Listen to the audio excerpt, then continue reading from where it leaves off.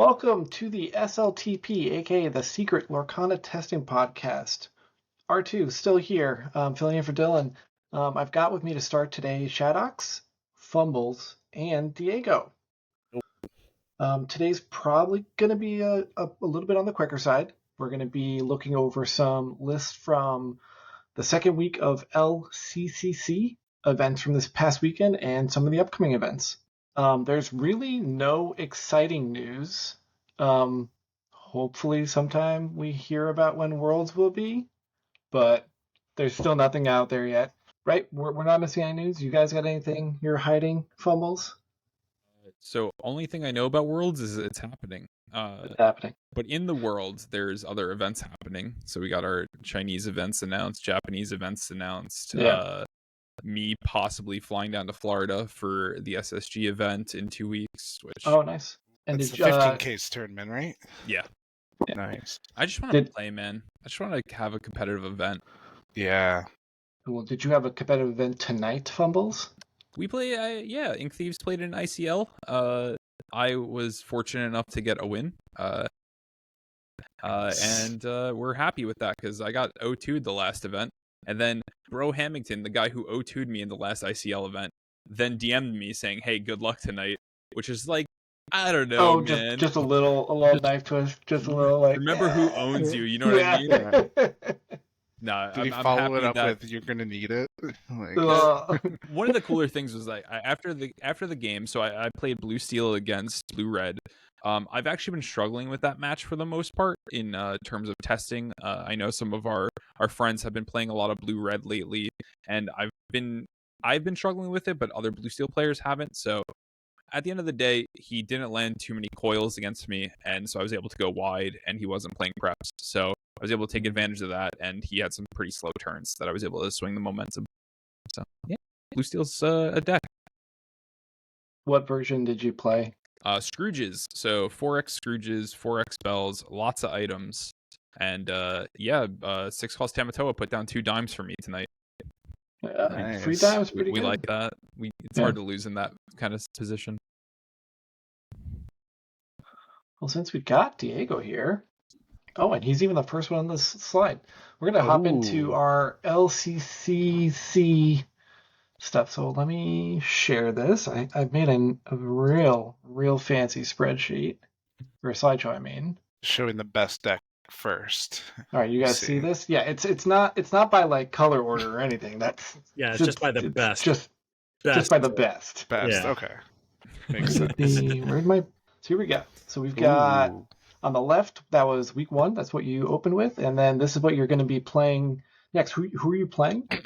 So I'm playing Ed. Okay. And he's on his classic Ed list, 4 of every 2-liner.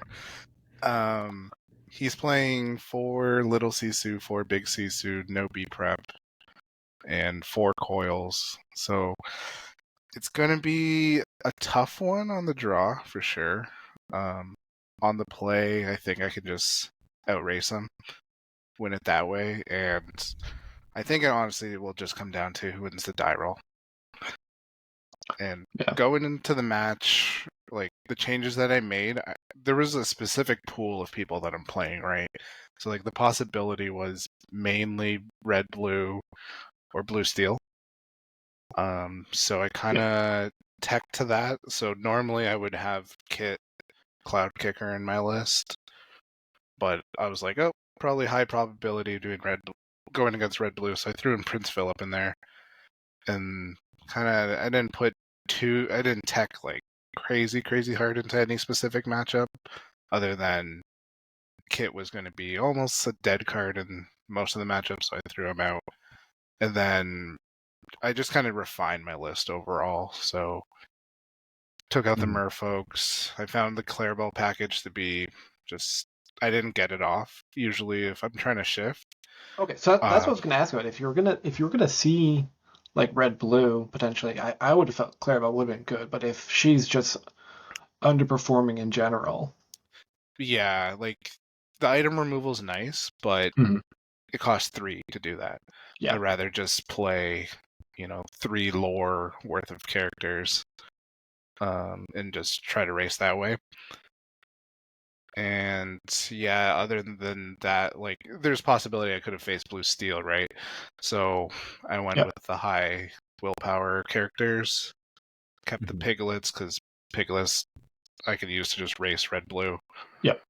And Yeah, the worst rest, case it's inkable, right? Yeah, exactly. What about the hey hey? All right, so I would have thought that would be good. The Lady in the Tramp package is so good. I really do like it. Yeah. Where's your enchanted tramps already? Yeah, there they are. I think I got 2 more coming in the mail. Was it you? Did you buy out all the tramps? Yeah. No, definitely wasn't me. But if I win this match, I'm gonna pump, get the tramps. Put it in the Metafy, am I right? Yeah. Honestly, I really have to set that up. Yeah, I'm here. I'm your spokesperson now. All right, Diego, put out the Metafy. Masterclass. So a discussion that myself and some of my local buddies have been having for a long time is Merfolk versus the Lady one drop. I personally still can't even pick. The Lady to go with the 2-cost tramp is kind of worth it, right? So on turn 1, let's just say you're playing Daisy, and then they play their Belle, or if you're going second, they play Belle, you play Daisy, and then on turn 2 you can play Lady plus Tramp and take out that Belle. Oh, yeah. And then even in later turns, buffing using Tramp to cost only 1 can really you can go really wide and then follow it up with a Tramp, the 7-cost Tramp. So I think that extra discount to make Tramp cost 1 is worth it. Especially it basically becomes a 1-cost crab in Emerald. So that discount's there.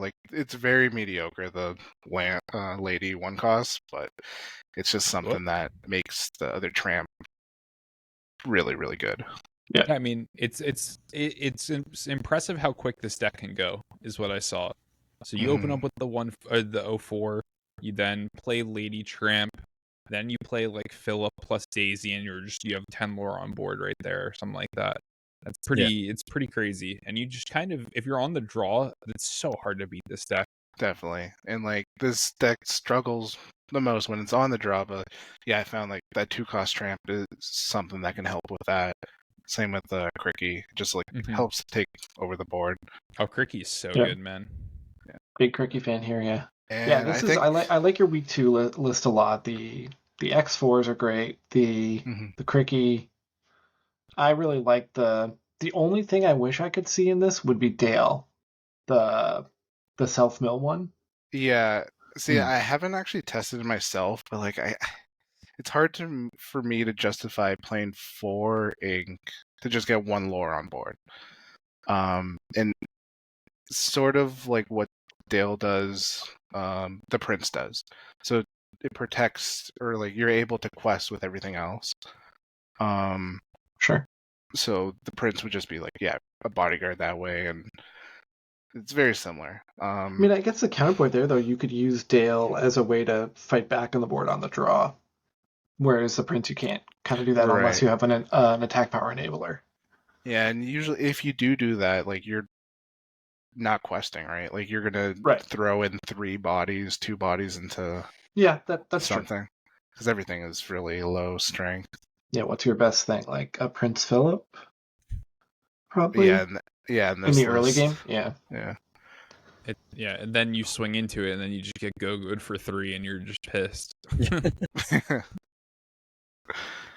Yeah, and I feel the Prince in my list, I don't think a lot of other people have been trying it as much. It's the same thing with Dale. I haven't tried it at all, just because it doesn't feel good to me. So other people are probably oh, the Prince doesn't feel good to them.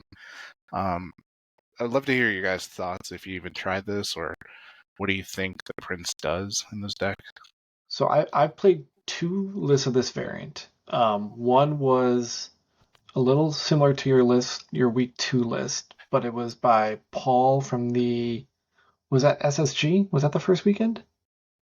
The like 3 Right, yeah. Chernabog. SG, yeah. So I tried that, and that felt good, but I felt like the games I was winning, I like just was out of cards. Like it was they either wipe me or clear my stuff here, and then I won't win, or I have enough stuff out and I will win. Yeah. And then I played your list, the week 1 list, against like updated Diggy Diggy Hole, and I won the die roll, so I won 2-1. But that on the draw game was rough.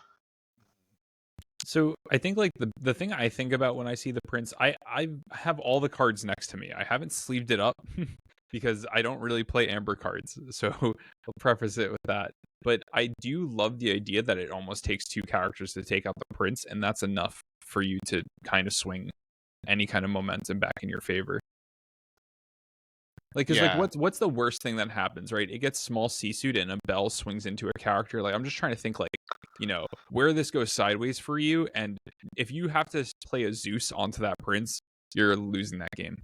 Well, for me, I was looking at like multiple Calhouns against me, and I'm going like, okay. Still takes 2 though, right? Well, no, they move a dock over to the cove or to the mine, hit the prince, and then Calhoun in. Yeah, and he's gone. Sometimes Sounds they like got a high it, roll. right? Yeah, sometimes they that's true. Sometimes they just have it. I do like it though, Diego. So I haven't, like I said, I haven't tested it, but my only concern, I guess, is just like if you start bricking with like some of the uninks early, like that would be my only concern. But this deck probably like caps out at like 5 seems like the max by far, right? But like you probably like and that's just to play Lady or Cricky, but for the most part, you're slinging characters out for 3 ink every turn. Yeah, usually cap off at 5. Maybe go to like 6 if you're lucky. Get to Lady, then ink a card, play a 1 cost. Right. But definitely like that's why I added Yzmas too, because that helps with not bricking. Yeah. We've just seen throw how away good those filter uninkables. cards are this set. Yeah, exactly. And honestly, like Yzma, also like if my hand is looking pretty good, Yzma is just like that auto go-to, like just ink, right? It's like the perfect ink card. Yep. Yeah, she helps fix your hands, right? Like in those times that you really need to fish for things, or if your hand ever just gets too bricky, right? I mean, you open the game with a bog in your hands, and you're just like, well, normally I would lose this, but now I have a way to ditch it. Yeah. This list is solid, by the way. And yeah. Next up, we got Bivens. He did some changing, going from week 1 to 2. Week 1, he was running the Wochucks build, and this looks pretty good. I like the updates. Yeah, it's pretty neat. He's spread out a few things with like one of Ursula, and then you've got 2 Gaston now, and then he went down to 3 Smee, right? And then most notably, it's like 1 Cindy as well and 1 Platinum. So probably because of all the blue steel items and all that stuff, right? And then another Zeus to support, just having more of the 2-drop 4 singers. Yeah. Do you guys think that? Do you guys subscribe to the Smee is dead in this meta conversation that happens? I mean, more lists are running 1-drop Mulan, right? So he dies to that. There's a lot of Let the Storm Rage On out there, dies to that. He's definitely not sticking around as much as he used to, I think. I think if like I'm playing like a purple steel dock list, I'm still fine having Smee because he's a 3/3 goes for 2. But I want to see him like later when I'm trying to close out, not when I'm on curve. I think he's still good in green steel because there are like captains in there. Yeah. Big old Pete. A lot of 1-ofs too. Very surprising amount of 1-ofs. I mean, technically, like the Vanessa is a 5th copy of a 2-cost singer or 2-cost 4 singer. Yeah, and you could say the same thing about Nala with the Daisy, right? Yeah. But interesting. I like it though. I've heard good things from the Amber Steel players that like this deck is solid. Bianca's solid. I'm excited. Bianca has been really fun in testing so far. Next up, Domingo. Probably the person with the biggest shift in what card pools they're using. Fairy ship. You're one of me. So Yeah, free shout out fairy ship. LP Terrace Black. It's very similar. So the idea with this list, right, is locations are annoying, and then you prep. But it's so many threats being thrown at you that kind of have to be answered, and nobody's playing Lore Drain now because Shark's kind of dead, in quotes. But yeah, this is a pretty annoying deck list for sure. Yeah, but this is a total of 39 cards swapped. Different. Wow. Yeah. I respect the hustle in the first list. Oh, I yeah, mean, it definitely. almost got there against LD. Yeah. Wait, dang, this is a 7 uninkable list. That's so good. Yeah. I love it. Yeah, it just seems pretty solid. Like, I played Blue Steel into this, and Blue Steel just goes too quick. Like, Mhm. if you can just get Yeah. times out quicker than, like, sure, you have a bunch of locations, but like any characters you put out, those will just get destroyed, and they'll just get their dimes out and win before you.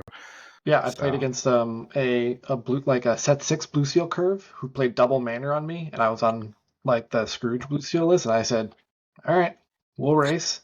Yeah. I got dimes out, let's go." So Yeah. yeah, unfortunately, red purple just feels too slow. And at least like red purple players to see, and I have seen some lists doing this, but kind of take the trend that Amber Steel has been doing and just play the X4s. Oh, That yeah. new Queen of Hearts as the 2-drop, Sisu obviously has the 3. That 2 cost Queen of Hearts, by the way, I do believe is fire.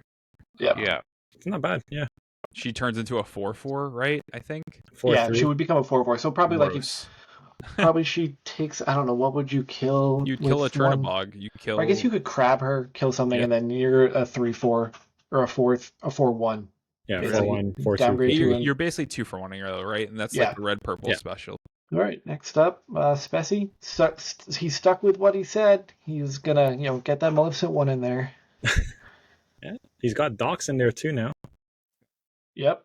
Yeah, I mean, this is very close to like the burn style I was doing. Mm-hmm. I'm personally not a Maleficent one believer. I just want all cantrips. Yeah, and I think he was saying I still like This Is My Family. He was ragging on This Is My Family a lot. yeah, he really didn't. I like just think you just don't sing it, but pay to draw a card and get a lore seems pretty good to me. Yeah, I like the Fire the Cannons because he actually has an answer to Diablo. Like, Yeah. before Dude, Fire there's the nothing. Cannons, by the way, is such a good card right now.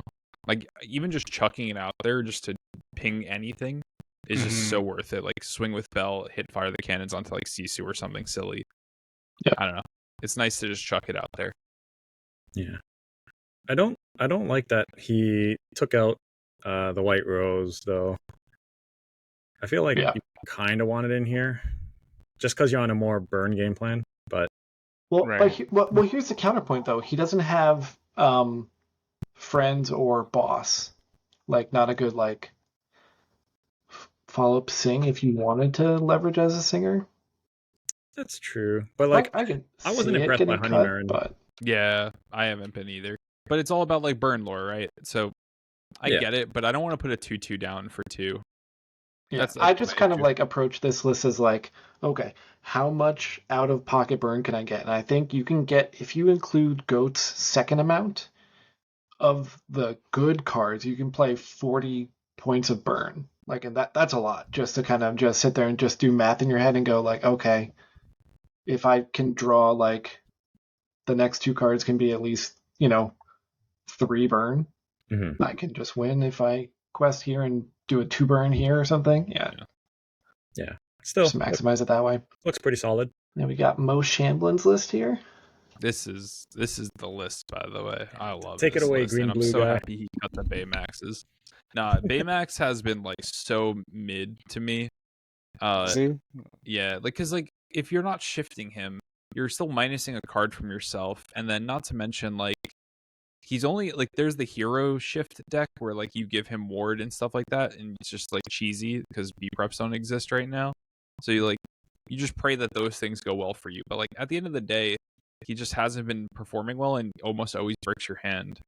But like he also did the smart thing of like, well, he swapped to having the sales, right? Oh no, he did have the sales before. So he, instead of 12 2 cost ramp, goes down to 8 2 cost ramp, right?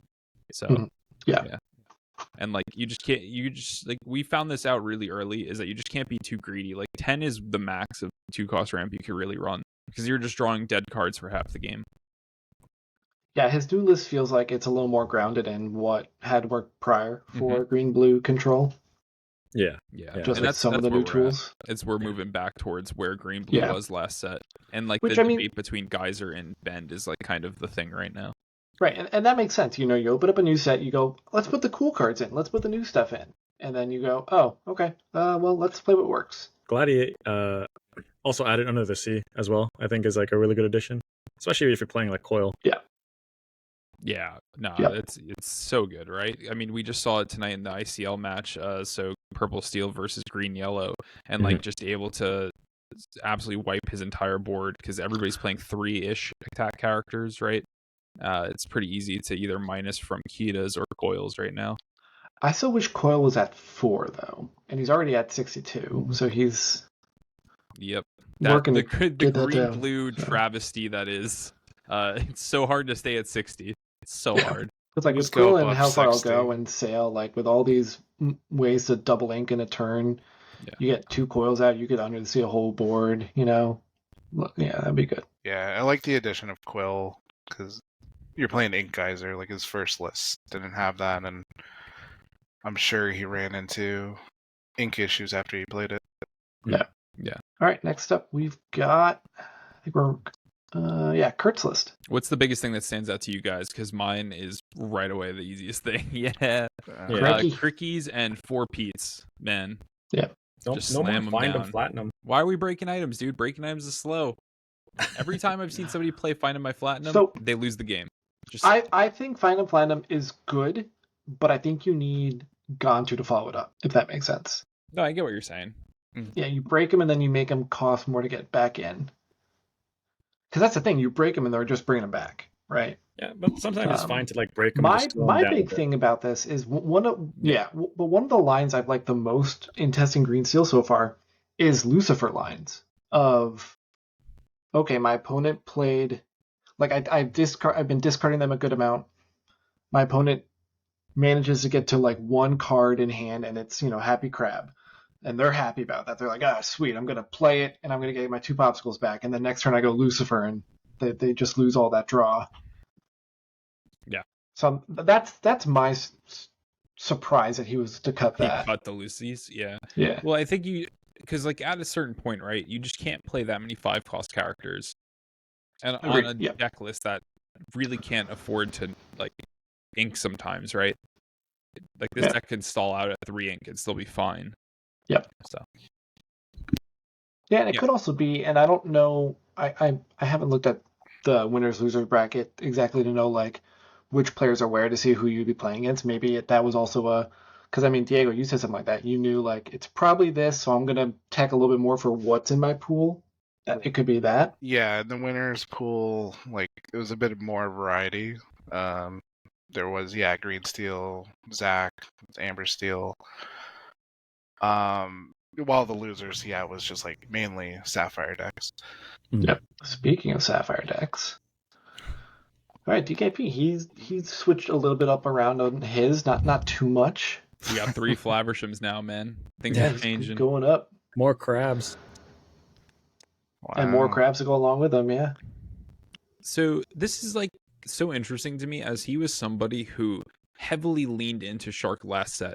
And I guess you're realizing now you can't really heavily lean, but he is still leaning into it, but like throwing the items package in. So I don't know. In my testing with 4 items, like if you're just playing 4 popsicles, 3 crabs feels so heavy. I don't know. Like 2 seems true. Nice. Yeah. I mean, inkable. Yeah, you need more items, definitely. Are you sure?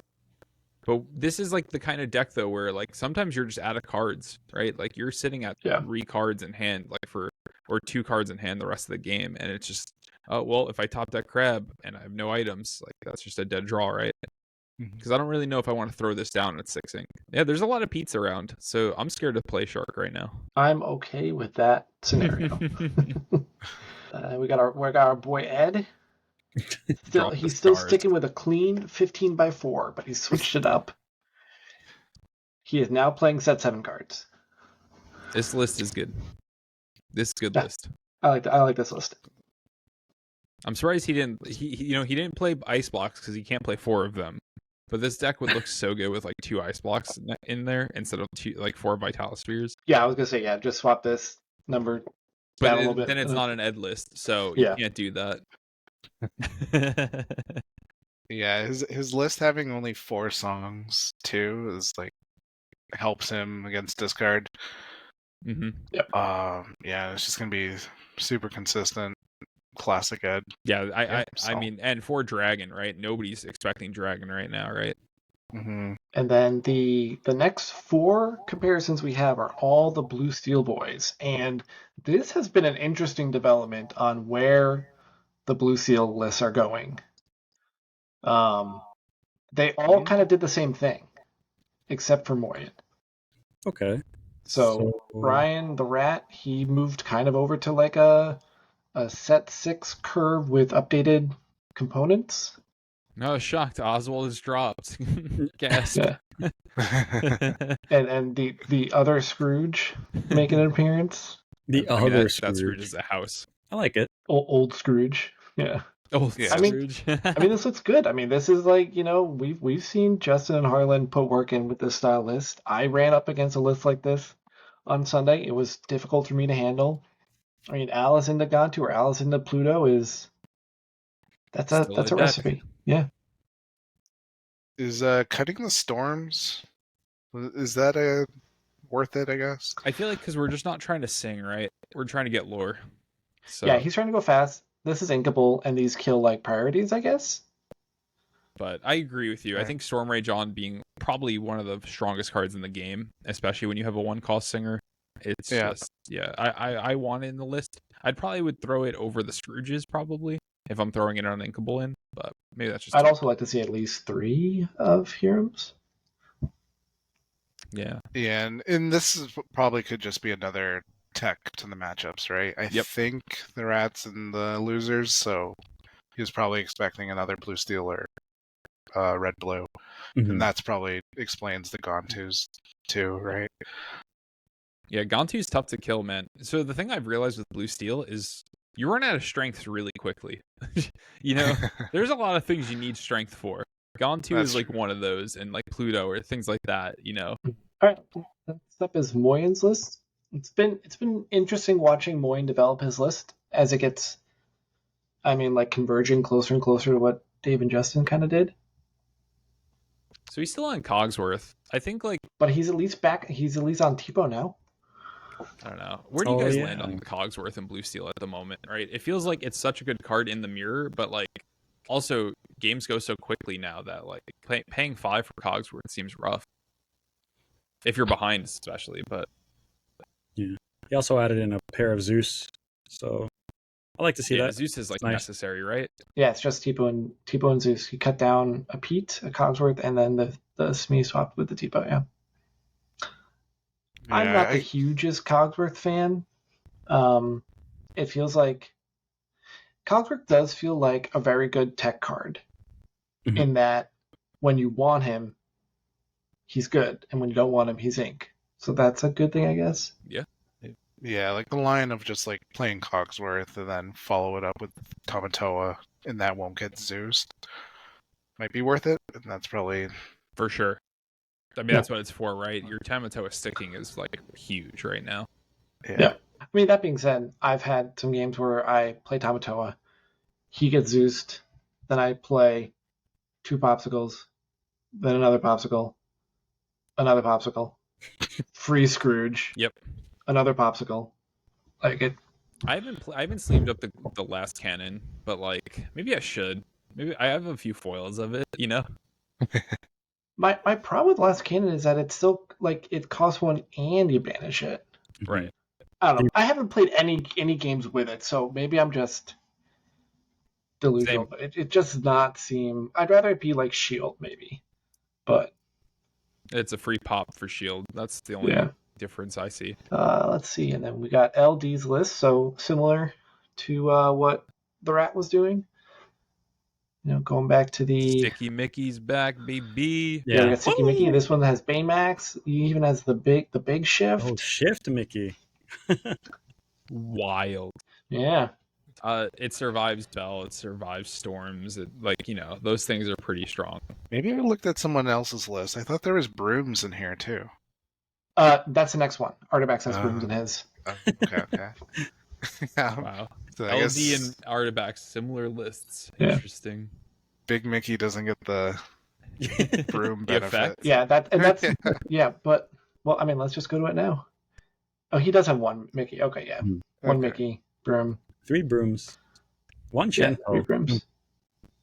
Weird. He's been liking Chempo, and I don't disagree. I think Chempo's a unit, Yeah. Dude, I don't know how Blue Steel kills a Chempo, dude. I'm looking to Hades that thing if that comes down for sure. But Artifax is sticking more with his style of list, not really reverting back to the Alice Pluto version. So this will be interesting to see how this goes. Yeah, I'm glad to see the hooks are out. I wasn't like a big fan of them, but I guess like Blue Steel doesn't really have too many good 1-drops anyways. So it's I think the other one that like Harlan was using is like Mulan in that spot instead. Yeah. It's fine. Can get you out of bad spots if you need to, but if your opponent opens like a Bell, you're probably like scared anyways. Yeah. I don't know, man. That's the cool thing about Blue Steel right now. It feels like you could throw in any pile of 60 cards and you're pretty good. And then these guys didn't change lists? No change. Missed the deadline. Wait, is that what it was? I'm assuming. Like, Oh, really? Yeah. Because I feel like Sailor would have changed his list. Yeah, right. But I think he wants to keep his current list more hidden, is what I've heard. But Zan is shoveling out Queens and Oswalds for sure. Guy at least has a house down payment based off of his sale, probably.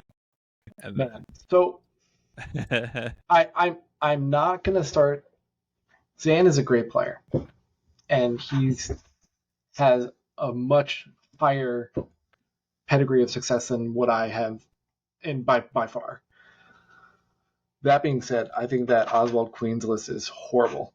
I mean, I feel like that's the most sit and do nothing kind of list that's out there right now.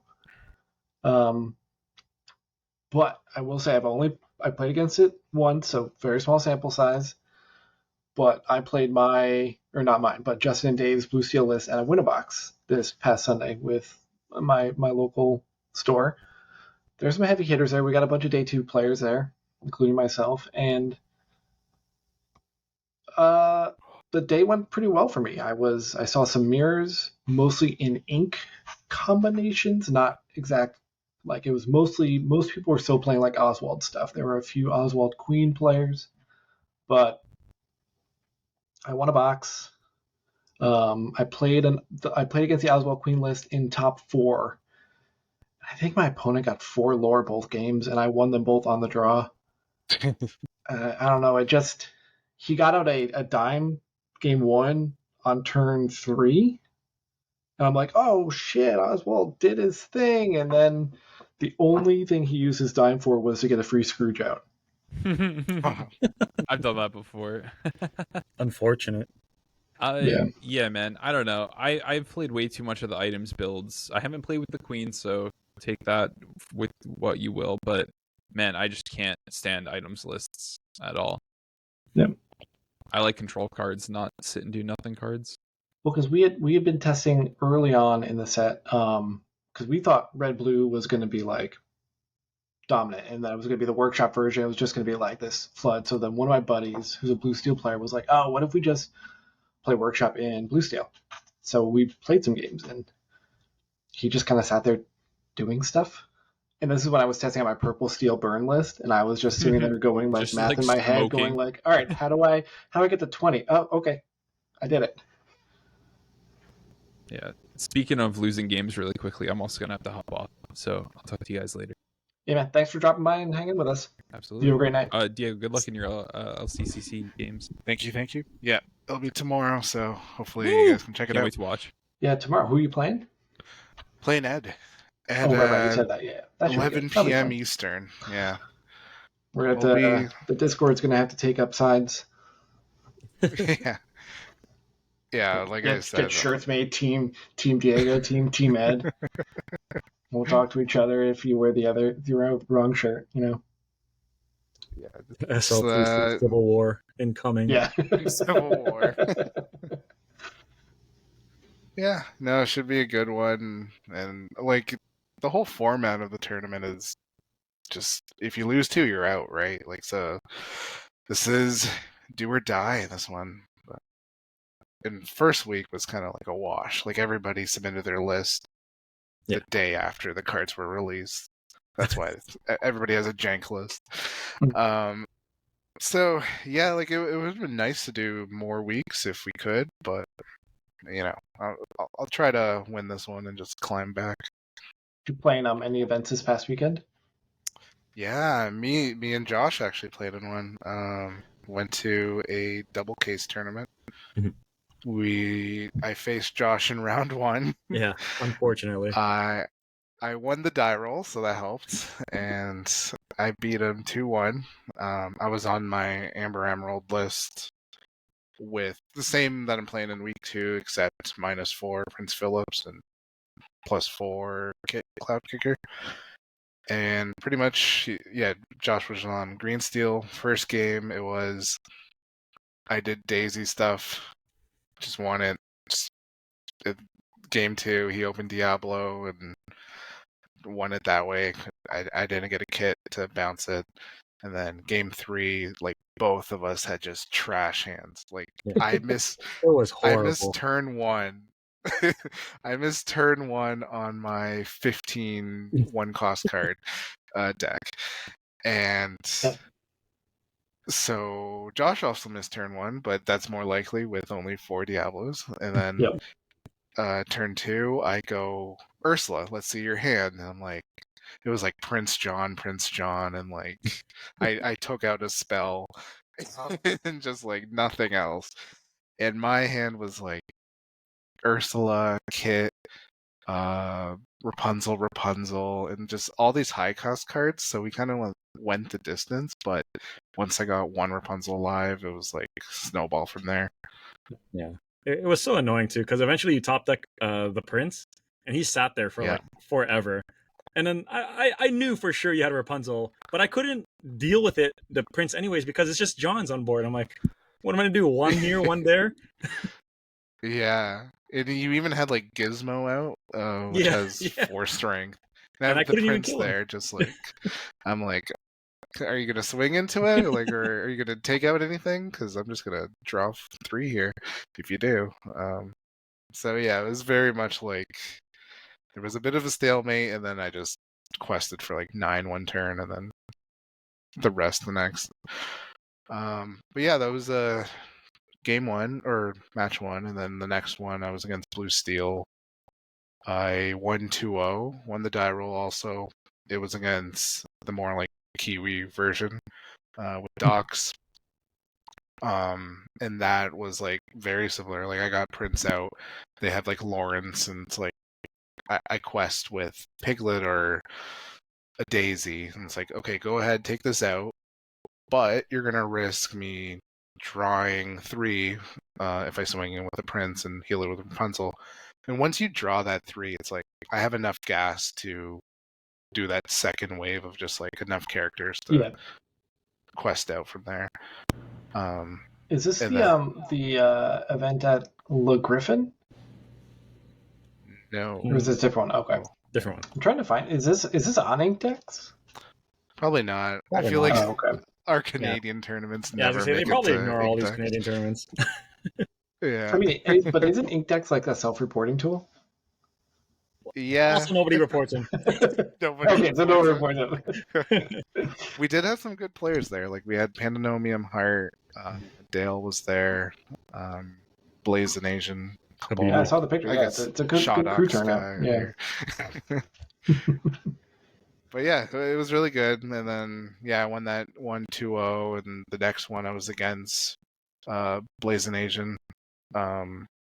He was on Blue Steel also, but more I guess it was like Smee Lawrence. I think he had like the item package. Oh, it's kind of like the if I'm- Artifacts version. Yeah, it was actually the Artifacts version.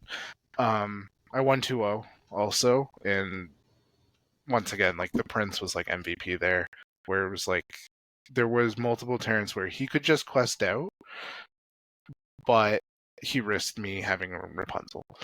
And one of the turns, like, I didn't have it. But he was like, if I did have it, it's just game over right there.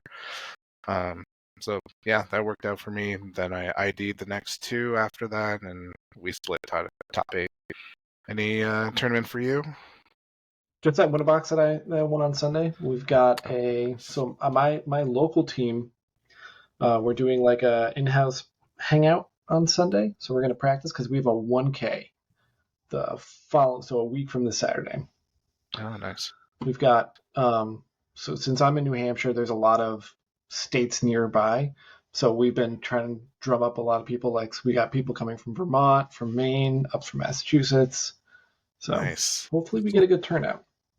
Very jealous. We got nothing like that around Canada. When we do, it's like a big deal. And Yeah, we get one every half a year, maybe. Every half a year, yeah. If we're lucky, yeah. Yeah. Yeah, I mean, this is only the second time they've done this. They did it last year, and it went okay. They had about like mid-20s, but it was last year at this time is what? Maybe is it even set 3? It's definitely set 2. I don't even think it's set 3 yet, though. No, I think it's set 2 still, right? Set 3 releases in in February, so it was set 3 at that point. Oh yes, Atlanta was the very end of set 3. Yeah. So I mean, and at that point, I think the game was still kind of young enough that it didn't. Not everybody always had cards or the drive to go to events yet. Mm-hmm. I know that like my local store we keep getting more and more people that we can't host everybody anymore. So yeah, suffering from success. The store's small. Like if they rearrange chairs and stuff, we can fit like 28 people. So really, yeah, what's the typical turnout then? Well, we fill the room, yeah. Like 24. Yeah. Wow. So, but yeah, good problem to have. It is a good problem to have, and shout out to Diversions; they're doing a great job. So, you guys have anything coming up this weekend? No. Like honestly, No. like I don't think there's anything for a while, I right? look around. Yeah, there's nothing announced around here, at least. Yeah, literally the only thing we have to look forward to is like around here in Toronto or Ontario, I guess we have like the 2K, 1K league, like for the people who get the most points. Right. Something like that. Yeah, and that comes at the end of the set. Yeah, but that's at the very end of the set. So at the end of every set, we have like an invitational kind of thing for. Okay, I remember 1K or seeing that 2K. last set. That's pretty cool. Yeah, it's So the you guys one at ETB. Yeah, does ETB like kind of like track points for players or something for the year or for the season? Yeah, pretty much. Yeah. So you get points just by attending locals, and then you just have to submit like the melee link. So the guy running it just kind of calculates how many points you get. So you get, I think, 3 points a win, and then it takes your top 10 locals results. So you can have more than 10, but it'll take the best 10. But pretty much you'll almost always qualify just by going out. By being enough. Yeah. Because if you just do enough, you'll probably have enough good results to get you the points. Yeah, man, that's cool. I'd like to hear more about how they're doing that. I might want to implement something like that. It could be a good way to like bring a few stores together.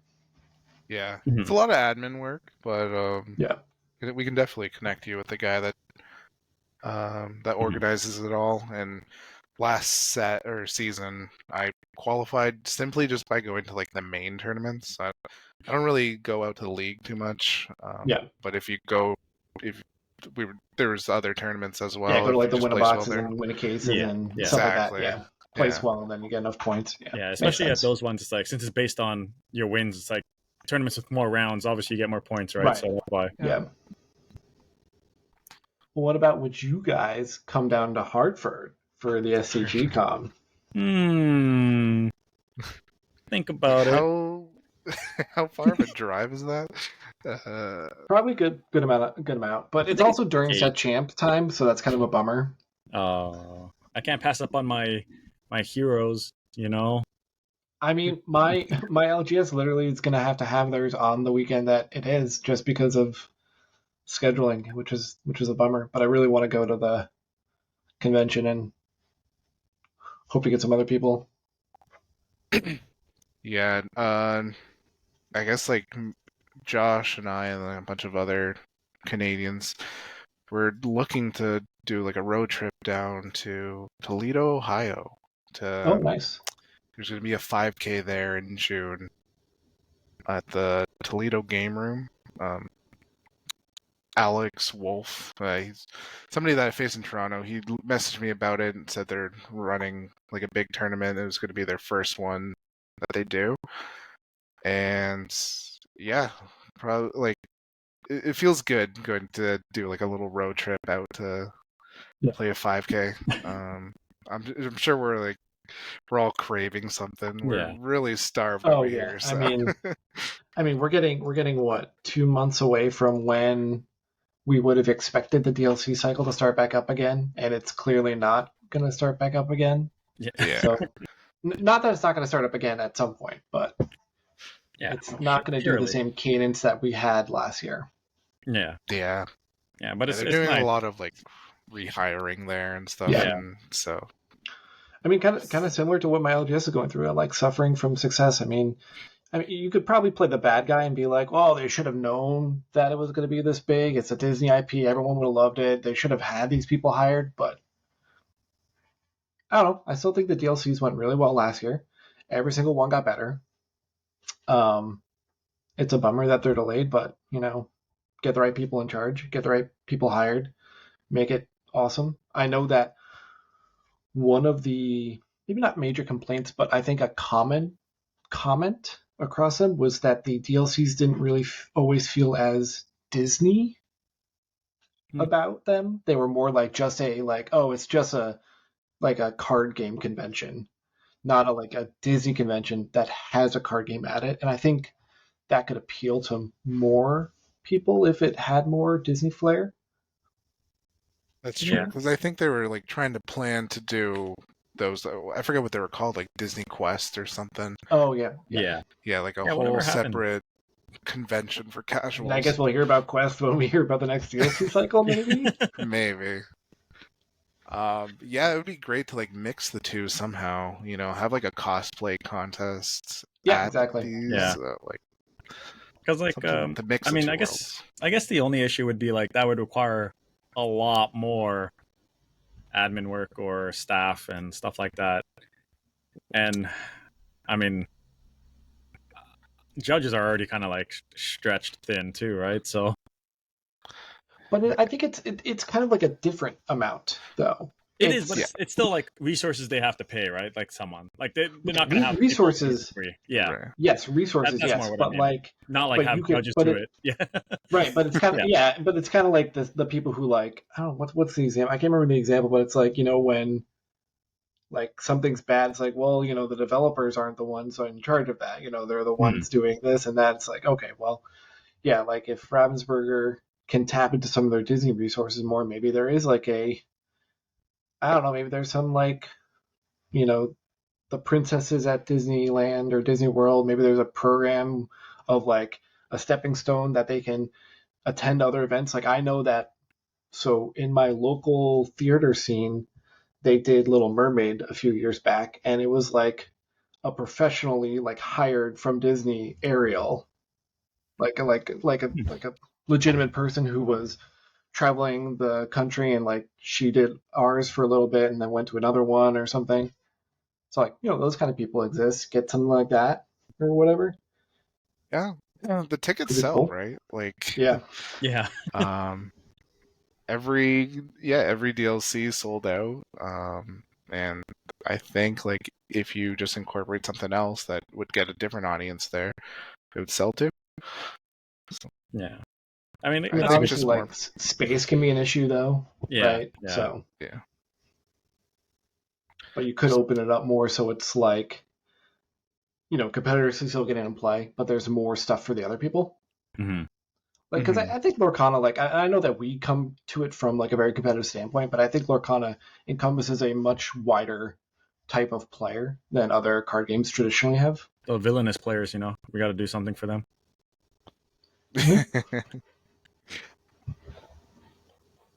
I have a villainous box right behind me, never open. Me too. It had the Prince John promo. I got one for I'll buy Christmas. this. Me too. Yeah, one of the original games, and then I had the villainous Star Wars one. Yeah, that's pretty Villainous cool. Like, Star Wars. I saw it in the store the other day. There's like a ton of different expansions for it, of like different IPs and stuff. Yeah, I know. Is there a Marvel one? Yeah, I feel like I saw a Marvel. Probably. I saw Star Wars. Yeah. I saw something else that was like strange too, but I can't remember. Yeah, there is Marvel. Okay, good. I'm not just shouting out like random things. Get in the comments. Correct me. Yeah. Leave a message in the comments how much you hate us. or leave a message in the comments. What's your favorite villainous game? Favorite villainous expansion. Yeah. Villainous character. How about we'll go with that? Yeah. Yeah. But yeah, I will say I hope DLCs like come back soon and are much, much more improved. Because like you said, they started off fine, then they got even better and better, and then hopefully they take all the feedback that we have and make it, even more better. Because the trend is they're improving little by little. So, well, my small concern though is that we really didn't see, and maybe our European friends and people who watch this can correct me on this, but I don't think the European ones really improved that much in terms of what they had to offer. Because Atlanta was very basic, and then Chicago was kind of the same, but then after that, you got like Friday events, more events on Saturday and Sunday, more comp things. Seattle had like a whole bunch of play Pack Rush and play get signings by a whole bunch of people, meet with developers and designers and stuff. A lot of stuff was happening by Seattle, and I know that Europe got less events, so maybe they couldn't, but it's always a question of how much was it PPG pushing stuff, how much was it Ravensburger pushing stuff, how much was it whoever the European vendor runner was. I don't remember who that was, but I forgot who it was. Was it Fanfinity? Like, I feel sticks out. I think it was them. Was it? No, okay. So, I mean, it's, a combination of things behind the scene that we don't know, of how things got to where they were. Yeah. But I think we can all agree that I think the Europeans would have liked to have seen what we had towards the end, right? Where, more events on more days and different types of events. Yeah, like especially Continentals.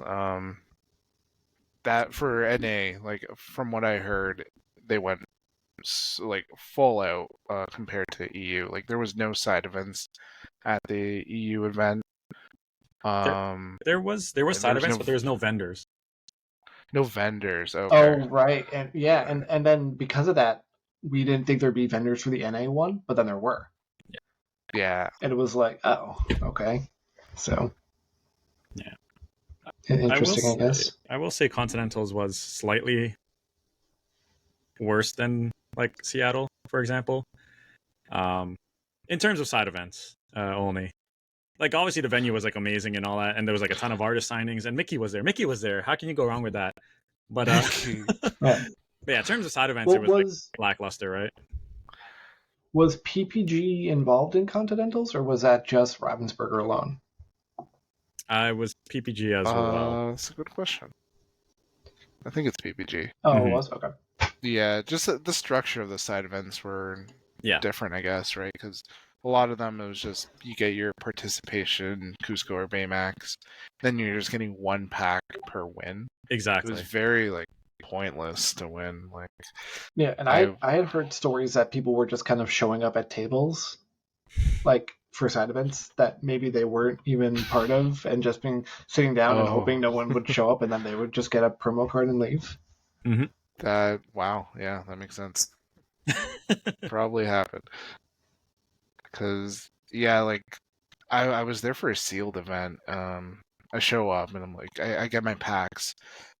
I don't want to play sealed to win a potential one more pack. I'm like, I just want to take these and go, but at least they enforced it where, okay, now you have to open your packs, wait the half an hour waiting period where you build your deck, and then we'll give you your participation card. So there's ways they were like monitoring it, but they were just going like, once they were giving out the cards, they were just like, okay, you're in this spot, here you go, here's your card. So I can see where somebody could like snuck in and got a free card there. Yeah, we're in a lull right now, huh? Just waiting for set champs, at least for us. But I know, like, this upcoming weekend, there's going to be CCS, I believe. Yeah, and that, I think, got bumped up even more. I think it's maybe 12K from last I heard. Oh, 12K? Oh, last I saw was a 10K. Jeez. That's going to be crazy. That's what, like 250 plus people, I think? Yeah, let me see. Everyone's hungry for events. Honestly, that's a good sign. Currently at 262 players pre-registered with a cap of 320. Oh, wow. Talman Purple believes it will reach cap. I can see that. I can see that. A lot of people sign up like last minute. That'll be cool. It's exciting. I mean, no DeCandio there to defend his title, so, people are going to take a stab at the crown now that he's not there. Yeah. This ends up being a 2-day event, right? With that many people? I'm pretty sure it was before. I think they did like 7 or 8 rounds first day, then they finish Swiss and then do Top Cut. I think this is the last time they did that. That'll be good. It'll be interesting to see where the meta evolves, because I mean we've seen, first weekend it was a lot of Blue Steel as expected, but it was all the Oswald lists winning in multiple locations. Yeah. Then while it wasn't always winning in other places, we had both Justin and Dave go to their 3K in Baltimore and both do well, make top 8. There was like, if things played out a little bit differently, they potentially would have met each other in the finals with their version of the list. Now people are kind of reverting a little bit to, I guess you could say like a hybrid set 6 and set 7 curve, or Kiwi or Artifacts or Harlan style. I don't know how to tag all these decks. I mean, we have 6 different Blue Steel threads in our Discord, so it's just like... Yeah, it just needs a consistent name that makes sense. Like, you can't just keep... There's a kitty cat here now. Hello. What the heck?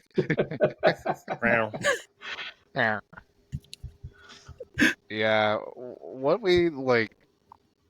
we expect there's going to be a lot of Blue Steel at this tournament, and I wonder if other people will just full out try to counter Blue Steel, and one of those decks could just top it out. Well, and that's such an interesting thing though, because I don't think you just can counter Blue Steel as a whole, because the decks are different enough. Right, beating an Oswald Queen workshop list is different than beating like an Artifacts Harlan Curve list. Right. Yeah. And then there's like the Dave and Justin one, which I think is maybe the better list out of all of them, but it's still like that loses his stuff. Yeah. Wonderland is just killing me with this filter.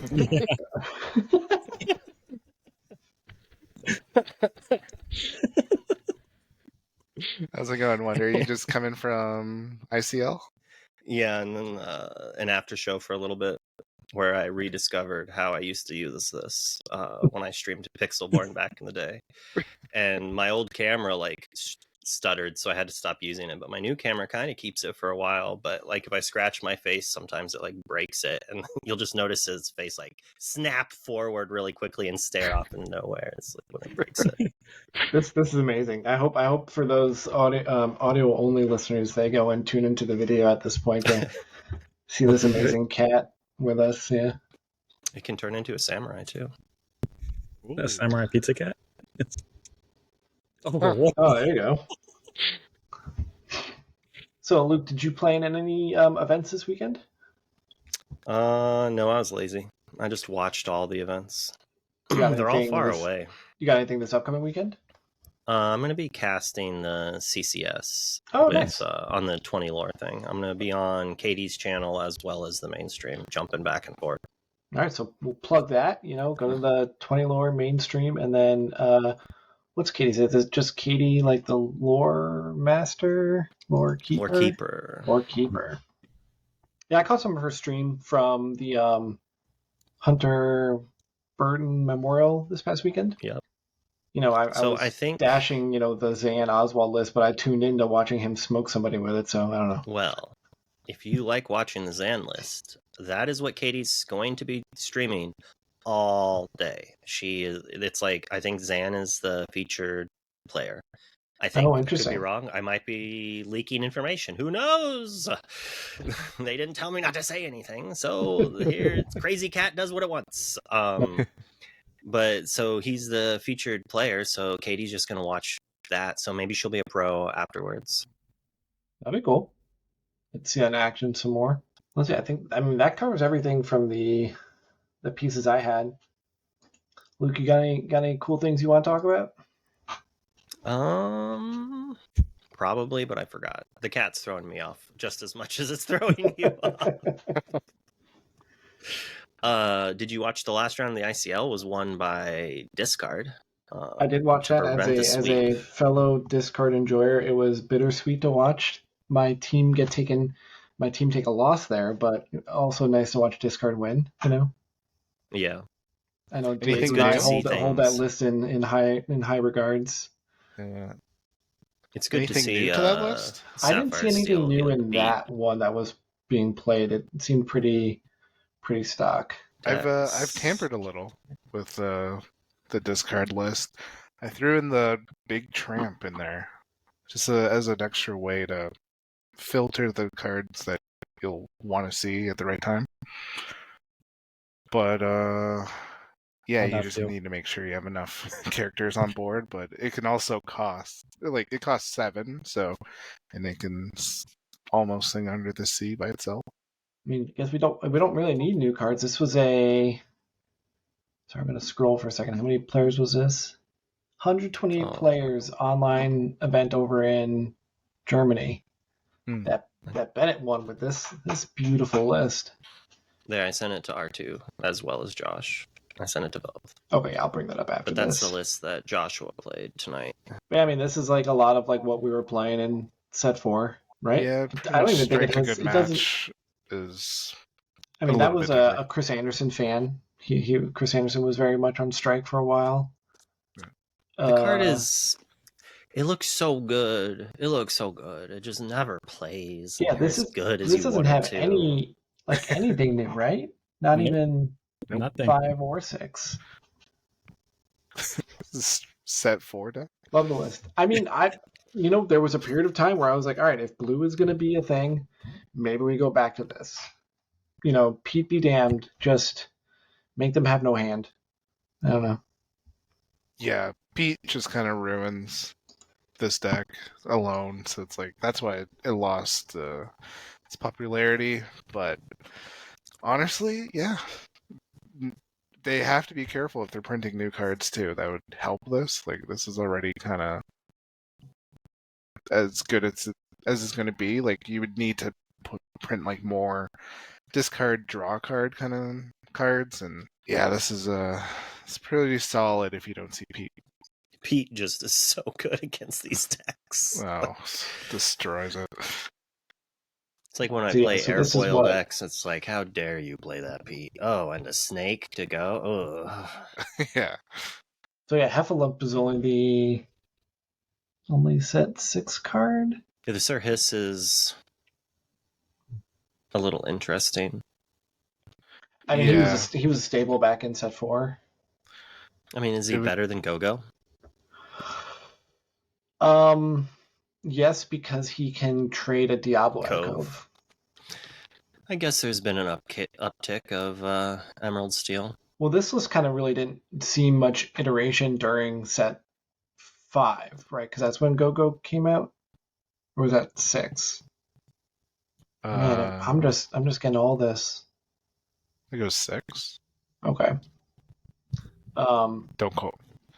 I know there was a little bit of iteration on it of like using Naveen's ukulele, and then you could bring like Ursula 3 in, and you could double sing Bruno, and it was like a lot of pieces that you had to have to make it work. And I was always a believer in this is one of the most controlling decks in the game. You can't bring combo pieces into it if you want to remain consistent and perform the tasks at hand. And that's like what this is doing, right? It's a lot of just good, proven tools. I mean, I'd like to see probably like Ana or Lucifer, but Cricky. And Cricky, yeah. I'm not a huge fan of Heffalumps.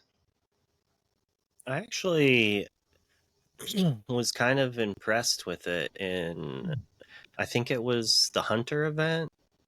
Was it Lorcana Kid that was playing them in Emerald Steel? One of the players was playing it, and it actually looked not bad for them. They like kind of maybe identified what they needed to stop happening, which was like Flavershams from questing to draw more cards, or an aggressive deck just questing too much. That's true. Heffalumps is in maybe a good spot now as a counterpoint to a free dime coming out from Happy Crab, so that could be nice. But most of the time, I would rather want that to be like not I'm Still Here. It's the other Steel song that pauses a challenge. Oh, When Will My Life Begin? The hair one. Yes, When Will My Life Begin? Like that cantrip I like that cantrip one in a list like this where you can now you can expose your Ariel or your John or something, prevent the snapback, and be fine. Say the Sir Hiss back in like set 4 was like the biggest thing was to stop Flynn triggers. Yep. Diablo 2. And with Flynn like out of the meta, like that's why there's a cut down. There's like one Ursula. It helps against the Storm Rejon decks.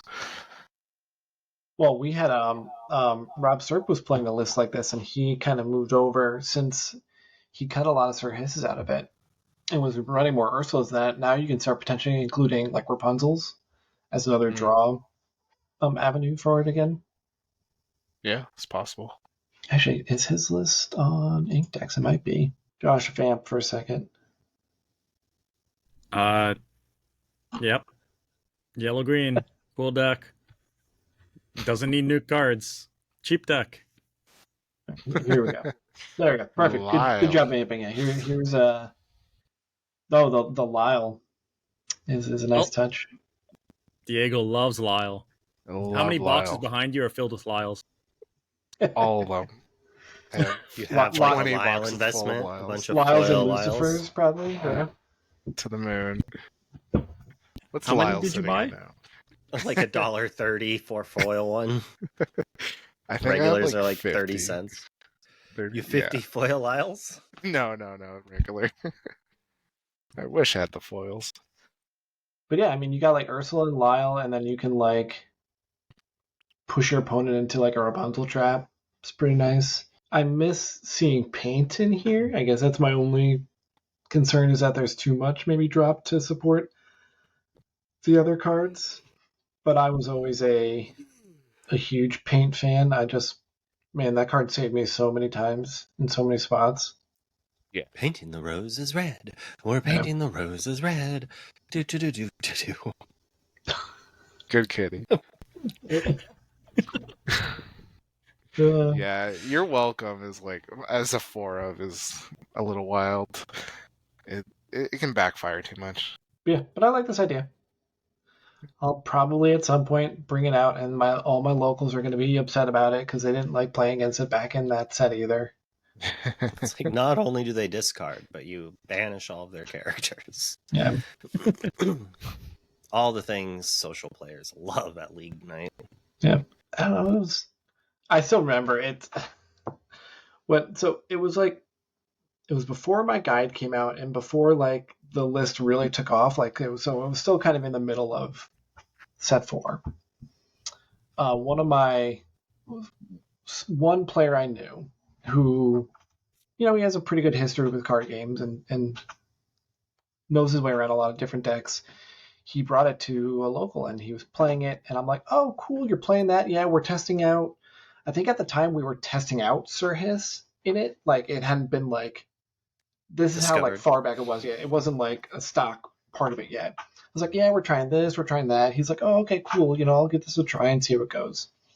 At the end of the night, he's like, I'm dropping. This deck's garbage, blah, blah, blah. I'm like, oh, okay. So we cut to set champs. And he wraps up, like he's playing against someone else. He wraps up his match and comes and watches me, and I'm playing the list. And I'm just doing, just normal green, yellow shenanigans of have my muses out, sing something with Ariel, bounce Ariel back, I Bruno'd their thing, and I'm doing it again, play Ariel again, find something, just cards coming in and out, in and out, in and out. My opponent's going, okay, yep, into the bin, And he goes to me, he's like, I didn't know you could bounce your own stuff with muses. I'm just like, good, oh right? man, my guy. Boy. That's like the point of the deck. Right. Ariel's pretty good when you play her over and over and over again. Yeah. I love Ariel. I can't believe she's so cheap. Yeah, it's surprising. Like super rares are always like so cheap, no matter how good they are. Yeah. Unless they're foil, then sometimes they're expensive. Yep. Like Belle, I think is still over 10 foil. I wonder how much foil Ariel is. And if it's less than foil Belle, then that's a crime. Wait, which bell are we talking about? The Blurple Belle. Oh. I didn't realize that was expensive. The foil versions. The Yeah, regulars the foil, are like 30 cents or something crazy low. Yeah. Ariel's sitting at like 14. Okay, that's not too bad. Accomplished Mystic, $10. All right. We're now a At Market least Watch she's worth podcast. Hey, What's up, my goons? My goods, invest in Ariel. It's I mean, that might not be something not untrue. I think, and this is like a very large leap, if you look at the artwork for the starter decks coming out in Reign of Jafar, one of them has like Tiana and Bruno, and they both look like they're singing. So is that a good or a bad thing? I no, mean, I we think also maybe there's going to be more song support so that Ariel will see an uptick, and then. So that was my initial thought on Ariel was this card's insane in set 1. It's just going to get more songs and become better and better, right? Yeah. The only negative that's ever come is when Boomy just comes in and is like, hey, I don't need no stinking Ariel in my Steel Song deck. And he's just like, I'm going to single-handedly tank the market all on my own. Shots fired at our very own Boomy Jr. I love Boomy. He did it too. Yeah. Yeah. But, I mean, people still play Steel Song. I quit a long time ago, mostly because I didn't like losing to Ruby Amethyst in set 2.